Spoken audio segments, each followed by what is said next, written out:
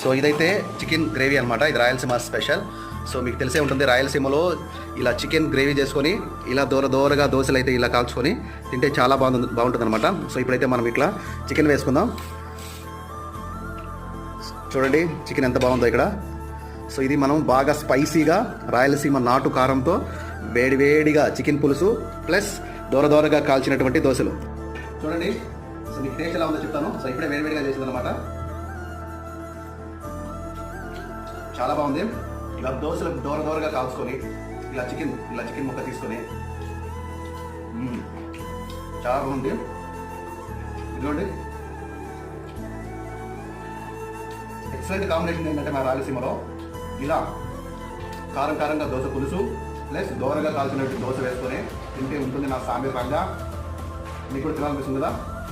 ఒకసారి షేర్ చేసి సబ్స్క్రైబ్ చేసుకోండి. ఇలాంటి వీడియోస్ మీకు చాలా చూపిస్తాను. థ్యాంక్స్.